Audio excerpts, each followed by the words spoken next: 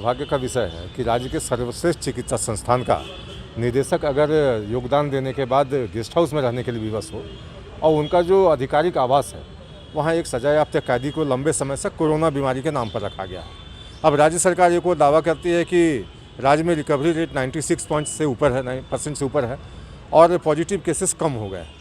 तब उनको वहीं वापस भेज देना चाहिए जहाँ से वापस आए थे वो यहाँ, उनको वापस होटवार जेल भेजा जाए। भारतीय जनता पार्टी ये मानती है, क्योंकि जेल मैनुअल का जिस तरह से उन्होंने समय समय पर उल्लंघन किया है, गंभीर चिंता का विषय है। लेकिन राज्य सरकार कहीं ना कहीं घुटना टेक मुद्रा में उनके सामने जिस तरह से नतमस्तक है, मैं समझता हूँ कि सरकार के कार्यक्षमता और सरकार के रसूख पर प्रश्न खड़ा होता है। दुर्भाग्य का विषय है कि राज्य के सर्वश्रेष्ठ चिकित्सा संस्थान का निदेशक अगर योगदान देने के बाद गेस्ट हाउस में रहने के लिए विवश हो और उनका जो आधिकारिक आवास है वहाँ एक सजायाफ्ता कैदी को लंबे समय से कोरोना बीमारी के नाम पर रखा गया है।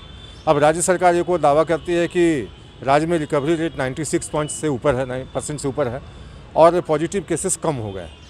तब उनको वहीं वापस भेज देना चाहिए जहाँ से वापस आए थे वो यहाँ, उनको वापस होटवार जेल भेजा जाए। भारतीय जनता पार्टी ये मानती है, क्योंकि जेल मैनुअल का जिस तरह से उन्होंने समय समय पर उल्लंघन किया है, गंभीर चिंता का विषय है। लेकिन राज्य सरकार कहीं ना कहीं घुटना टेक मुद्रा में उनके सामने जिस तरह से नतमस्तक है, मैं समझता हूँ कि सरकार के कार्यक्षमता और सरकार के रसूख पर प्रश्न खड़ा होता है।